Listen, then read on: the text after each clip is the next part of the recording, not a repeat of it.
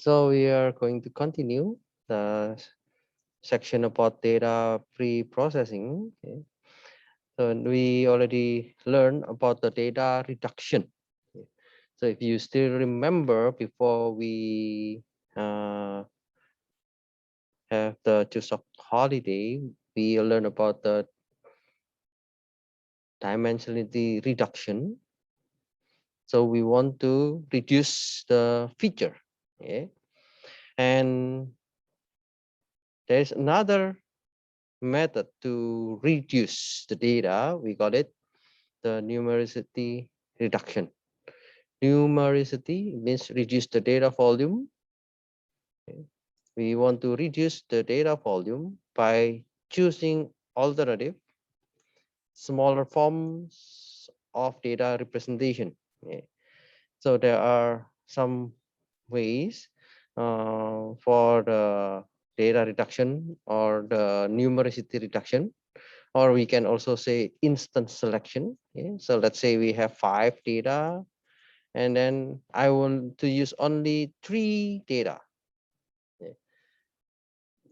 So it is very practical if you have like 100 million data. So you cannot run in your computer, and you need to select only the representative data, and you may select only 1000 data for your analysis, for example. So you need to choose. Okay, you need to reduce the data volume so you can do the analysis. Now there are some methods. We call it the parametric methods. So the parametric methods, for example, regression. In the regressions, we assume that the data fit some model, and we have the estimate model parameters and store only the parameters and discard the data except the possible outliers. So if we have the data and if we think that the data fits with the regression, then we may just select the important data. There is another example with the parametric methods. We call it log linear models. So in the log linear models, we want to obtain value at the point in m dimensional space. Okay, m in it means any number. For example, m is like we have 5 dimension. Okay, so we have 5 features. For example, 5D space as the product and appropriate marginal subspace. So we can use the log function, okay, based on the name log linear. So we can use the logarithmic function.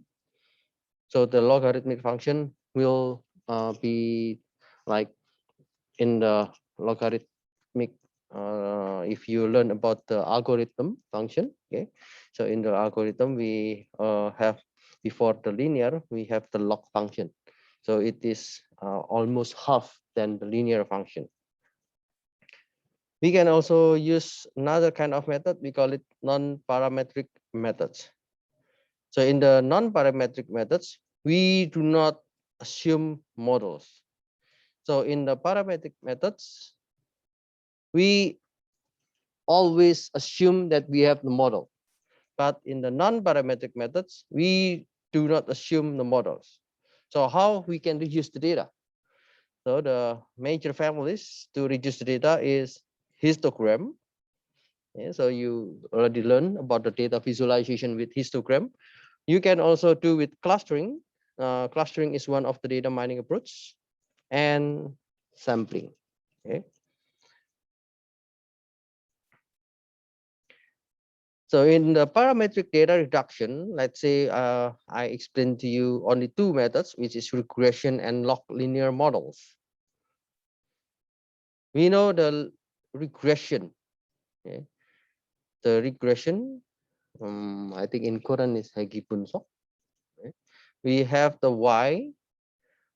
Y is the predictors or the response, the variable that we want to predict. And we have X X is the variable or the attributes that will determine the Y. We have two regression coefficient, which is W and B. We have W and we have B to specify the line and R to be estimated by using the data at hand. So if we have the data X, so we can see what is Y. So using the least square criterion to the known values Y1, Y2, and so on, given by the data X1, X2. So for example, if I have, I know some data, the hours that you spend for study,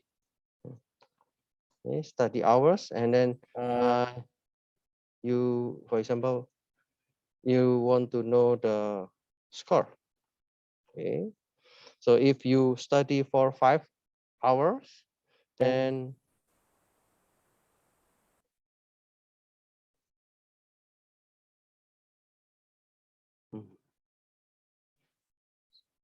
so if you study for 5 hours, your score is 80. If you study for 4 hours, then your score is 75. If you study for 6 hours, your score is 100.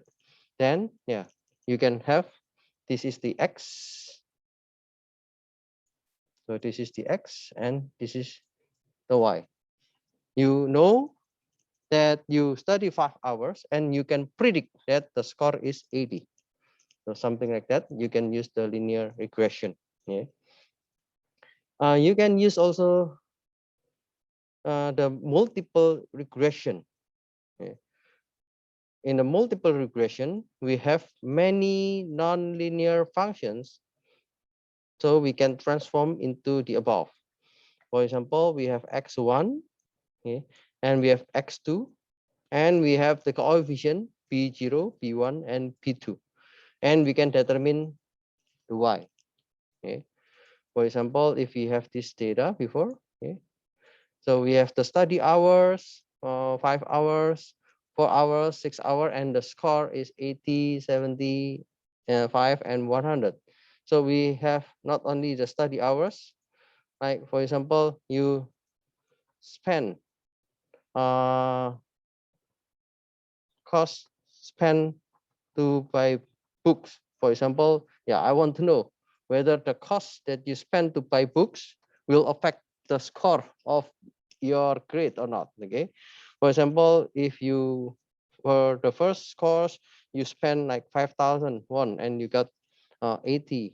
Okay, then you have like say this is 20,000 won, and then for example this is 25,000 won. Okay, so by looking at this data, okay, so you can see like, oh, sorry. So you can see like if it is, if the book is 5,000 and you study for 5 hours, then you will get 80. If you spend 20,000 won and you study for 4 hours, you will get 75. If you spend books for 25,000 and you study for 6 hours, you will get the score 100. So doing this one, you can use the multiple regression. So we have multiple data to predict the Y, in this case, the score. In the other kind of models, we have log linear models. What is log linear models? So as I mentioned to you, we use the log function, okay, in order to make the models, and it is approximate discrete multidimensional probability distribution. And we can estimate the probability for each point tuple in the multidimensional space for a set of discretized attributes. So if you can see here, okay, so the data here is in Korean won, and this data is in the hours. So the units are different. In order to make the same unit, yeah, we can apply the log function. So the log function for this cost and then the log function for this study hours, and then we can also do like the log function for this y, or if you do not want to use the log function, then this also fine. So we can see the probability of this number. Okay, and it is useful, the dimensionality reduction and data smoothing. So if the log number is like similar, then we can just select the most representative numbers.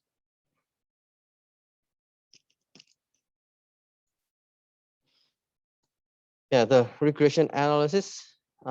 If I can show you one of the regression like this one. Okay? It is a collective name for techniques for the modeling and analysis of numerical data. As I mentioned to you, we have two kind of variables. This is dependent variables, or I can say usually we call it as x. Okay? In the dependent variable, dependent variable is the y. Okay? I'm sorry. How can I delete this one? Okay. So the dependent variable is the y, and then we have another variable which is the independent variable. So independent variable or explanatory variables. Okay. So we can say this is the x. Okay. We have the study hours. 5 hours. It is to predict the response. It is to predict how big is your score if you have your data about the study hours. Okay. So here we want to estimate so as to give a best fit of the data. So if I draw the line like this one, I can try to estimate what is the best fit. So the best fit means the least error. Okay.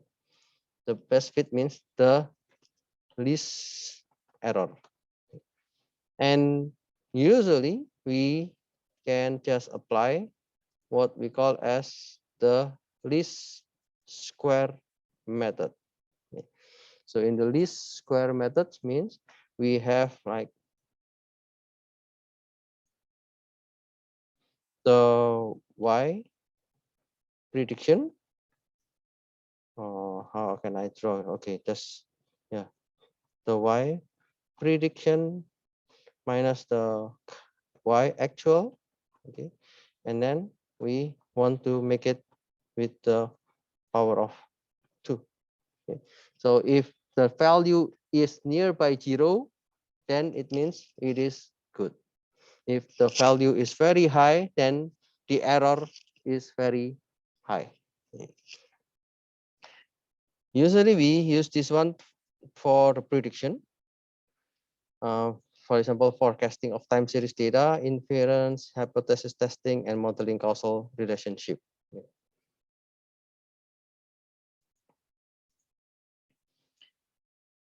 As I mentioned to you, we can use non-parametric. Okay. So non-parametric means, in this case, yeah, in this method is non-parametric. The non-parametric, yeah, we do not assume any model. So we do not need to make the regression. So we do not need to make the log linear models. We can just see from this graph, and yeah, we can make something like buckets, or yeah, some people call it bin. Okay. And we can store the average. We can store the average or summation for each bucket. Let's say if I can have this one as the x, okay, I can have the value here is, yeah, this is 10,000. Okay, so yeah, we have this is some value. This is some value. Okay, there's some value. We have some value, and we have some value here, and this represent the frequency. This represent the frequency. Now, if I want to choose only the data in this range, okay, so if I want to choose the data in this range, then yeah, you can choose. Maybe I want to choose the average. Okay, then you can just choose the average value to represent the data. So it means you can reduce the data. So you can just use the most representative data. There are some rules we will learn later about the equal width. We call it equal width because it is equal bucket range or equal frequency or equal depth. Okay? So we will learn this one later.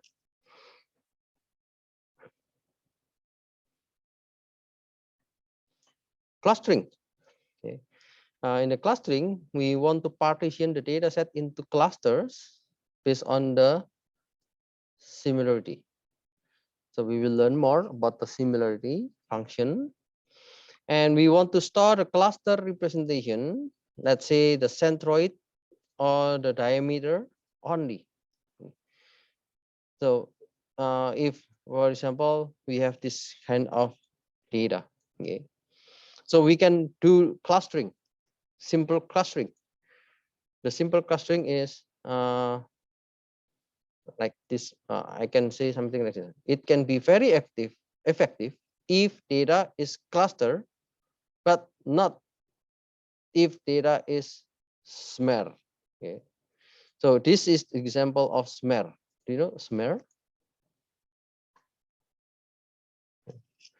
So if the data contains of noise, okay, so like this one, yeah, this boy has dirty in his cheek. Okay, so yeah, this has some dirty because of the, I don't know, dust or something.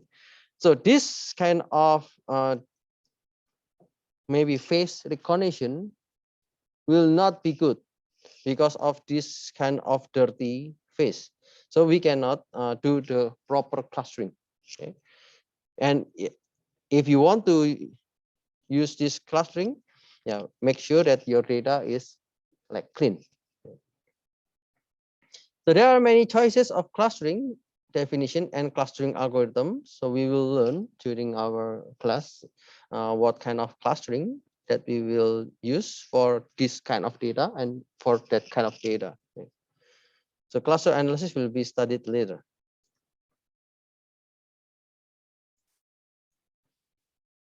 Sampling. Okay. So this is also another method to reduce the data. So when we want to reduce the data, this is also a part of the non-parametric. Okay.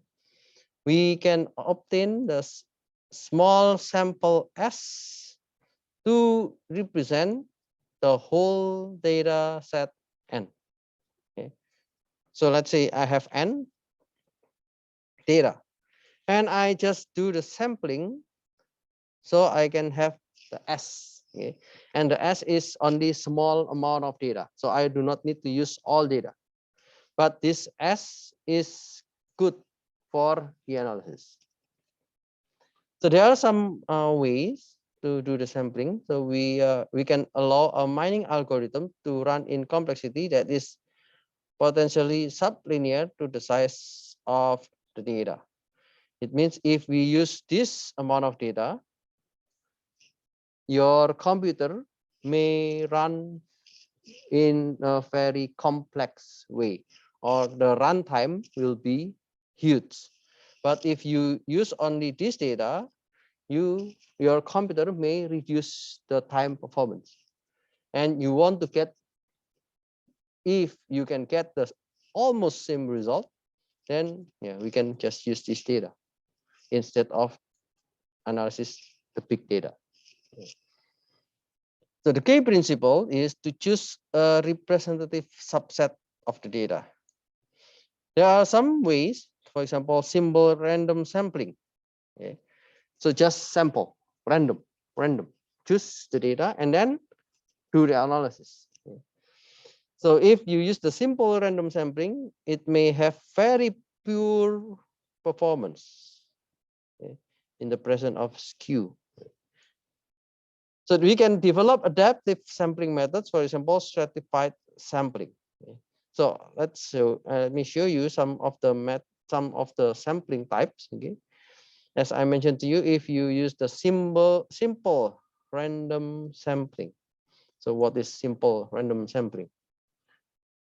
So we can just from a population, I have this data, and then I just select randomly. Okay. So I select this guy, I select this guy, I select this guy, I select this guy, I select this guy. No rule, just select. There is another type of sampling. We call it sampling without replacement. So once an object is selected, it is removed from the population. So after I have, maybe I will show you with example later. Okay. And another type of sampling, we call it sampling with replacement. So a selected object is not removed from the population. So it means after we select one object, we put it again into the population. So the object can be selected again. Or the other type of sampling, we call it stratified sampling. We partition the data set and draw samples from each partition. So let's say I have the green color and I have the blue color. Okay. So I separate the green and the blue. And after I separate like this one, I will do the sampling. So I will do proportionally. Maybe I will select maybe I don't know 30%. Yeah. Yeah. Let's say I use 30%. So I use 30% from green and I have 30% from blue. So you can use the same percentage based on the partition that you already have. Let's say if you already know about the iris data set. Okay. In the iris data set, we have some data like versicolor, we have setosa, and then we have virginica. So you can also select from versicolor, I want to select 50%. From setosa, I want to select 50%. From virginica, I want to select 50%. Yeah, so that's what we call as the stratified sampling. So this is an example about the sampling with or without replacement. If it is sampling random sample without replacement, it means when you select the dark blue, okay, so this dark blue will go to this, and then you select the white, and then you select the object light blue. Okay. But if you do the simple random sample with replacement, so this is sample, simple random sample with replacement. It means once you select blue, so blue is written back to the population. And next, when you select another data randomly, there might be a chance to select the same object. Okay. So there might be a possibility to reselect the object that you already select previously. So this kind of redundant data may be available. So we call this is the simple random sample with replacement. And if you select another data, yeah, maybe you got the pink. Okay. And after you select this one, the ping will be written back to this raw data. And if you select randomly, there might be a chance to have the same data like this one. So there might be a chance to have another pink. Okay, so that's what we call as the simple random sample with replacement.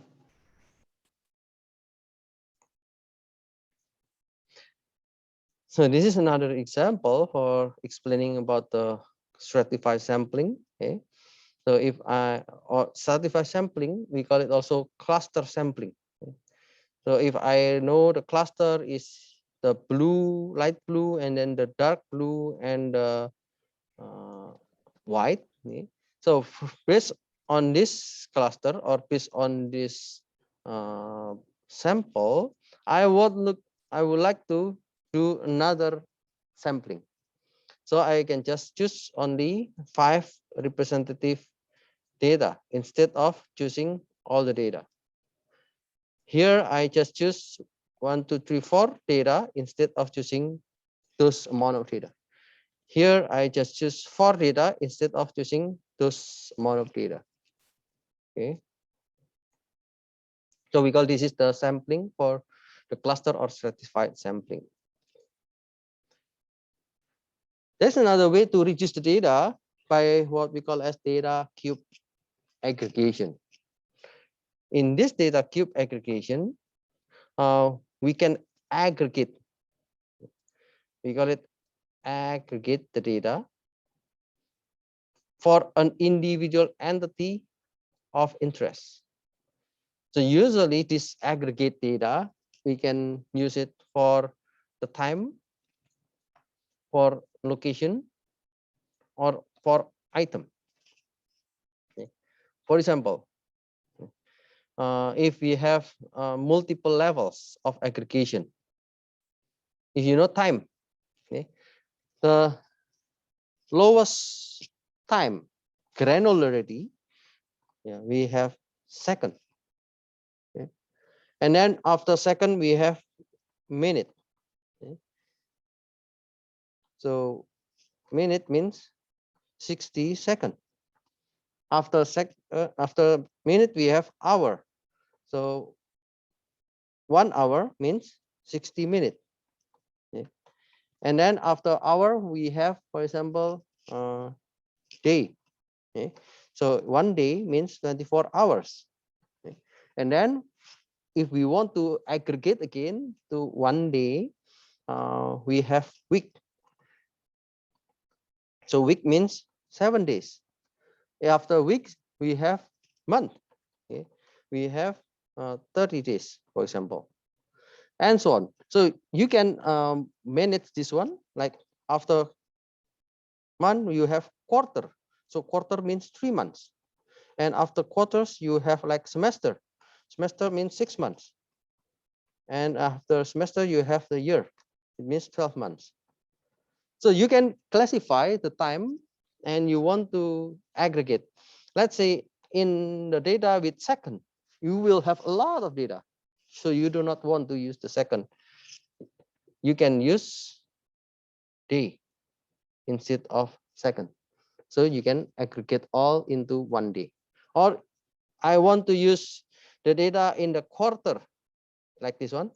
Quarter 1, quarter 2, quarter 3, quarter 4.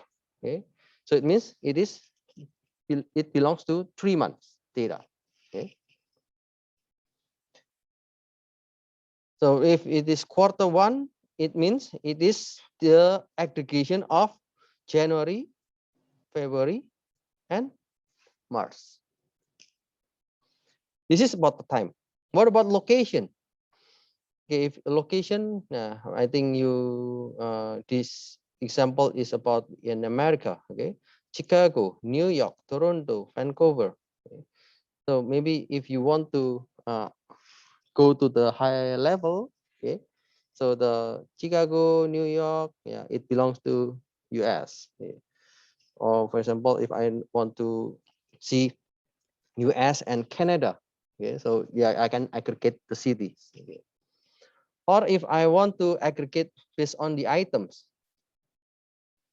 So the items, it is related with the electronic products. So the details is computer or phone or about the security or home entertainment. So you can have more detailed items. For example, in the computer, You can have less laptop, desktop, or maybe you have tablet. Okay. So that kind of detail will make you have more data for analysis. But if you aggregate into computer, then you may reduce the data. Okay. So it further reduce the size of the data to deal with if you have the multiple level of aggregation. Reference appropriate levels. So if you have your data, yeah, of course, it is recommended to use the smallest representation, which is enough to solve the data. So if you have your data,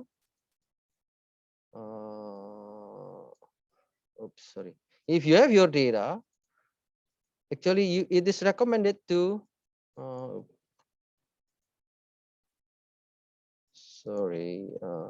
if you have your data, it is recommended to have the smallest one, because the smallest one, for example, in a second, it will be easy to solve any task.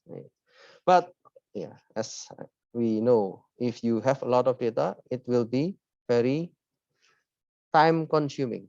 So you need to aggregate. So this aggregation, it depends whether you want to go to hour, or you want to go to day, or if you want to go to year. Okay. So it depends on the problems that you want to solve. So what kind of problem solving that you want to do? It depends on your analysis. Okay.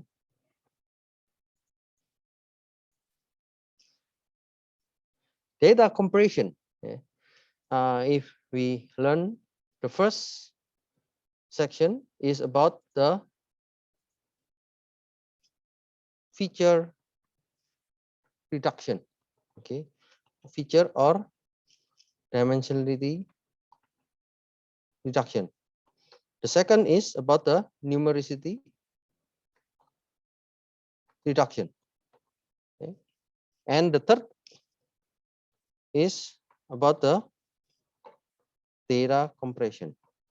So the data compression means I want to compress the data, and the compressed data, it can be in the data in the dimension, or it can be in the instance. Okay.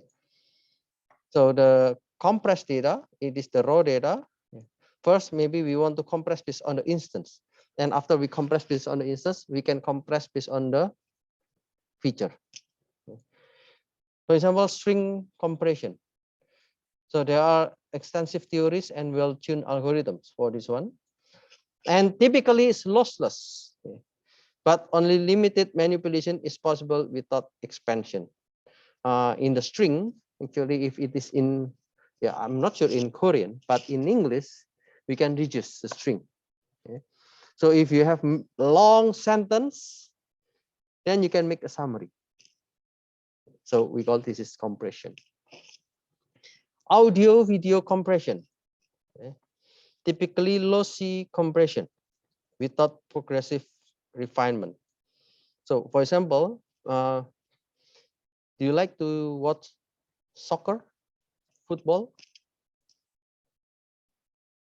Yeah. If you watch football, how long it will take for video? So the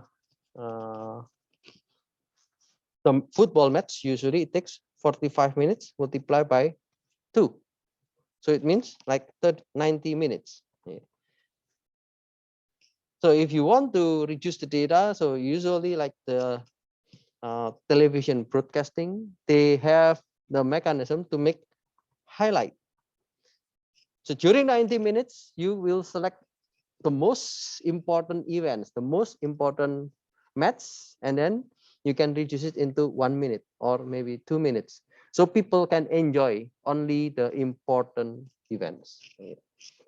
So that kind of example is also the same with the data compression. Time sequence. It typically short and very slowly with time. So if you have like stock data will be updated every second or every minute. You will not use the data for every minute. You will not use the data for every second. So in the stock, usually we just use the data when it's open, when it is closed. Okay. So like the opening time and then the close stock. Okay.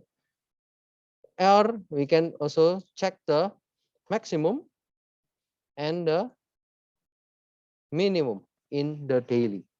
So we use this compressed data to analyze the stock fluctuation.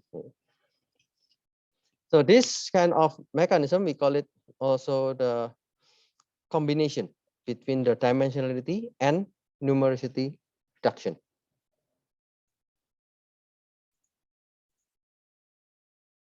So if we call it this lossless, okay, we call it this lossless. So we have this original data and we compress the data. And then we do not want to lose any data. Okay, so we call it lossless. So we still can return back to the original data. So we call it this is lossless. But if we use the lossy, okay, lossy approach, it means we have the original data approximated. Approximated. Okay?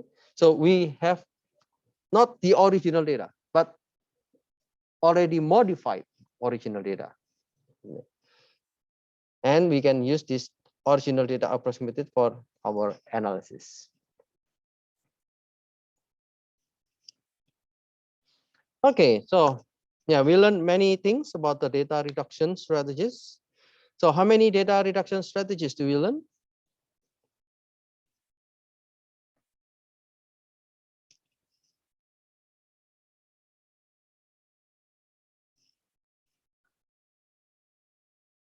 Three. Okay, yes.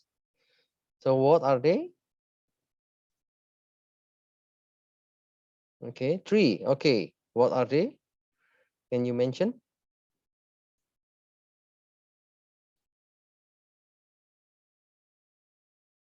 The first is, okay, feature reduction. That's correct. Okay, and then yeah, people can say also dimensionality reduction. And then, okay, that's correct. Numerosity. Okay, correct. Okay, thank you. And then the last one is, okay, that's correct. Data compression. Okay, thank you. Okay, thank you for your answer. Thank you. Thank you. Okay, yes, you are correct. Okay, so yeah, maybe you need more time to type. Okay, okay, thank you. So the feature reduction, numerosity reduction, and data compression, there are three strategies. So how many dimensionality reduction techniques do we learn? Dimensionality reduction. You still remember?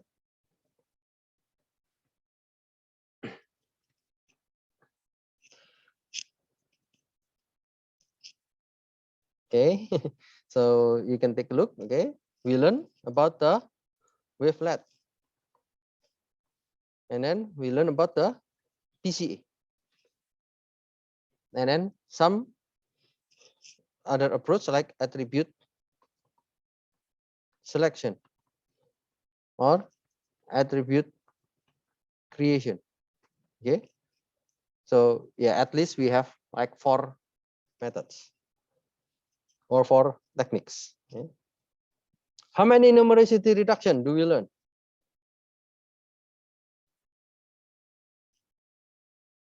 So at least we'll have 2. What are they? Parametric methods and non-parametric. Okay, thank you. Okay, good. Okay, so we have the parametric with this to have the model. And the non-parametric, we have no model. So we just use the histogram, or we use the clustering, or we use the sampling. Okay. Can you mention any type of data compression? The data compression? String?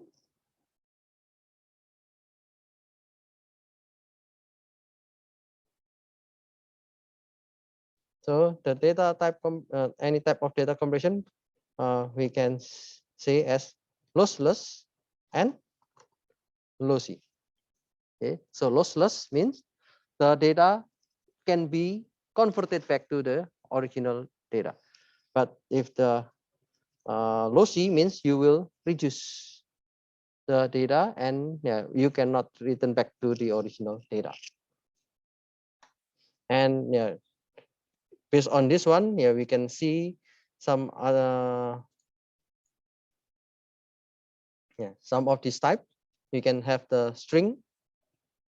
String is typically lossless. Audio video is typically lossy. Okay. Okay. Any questions?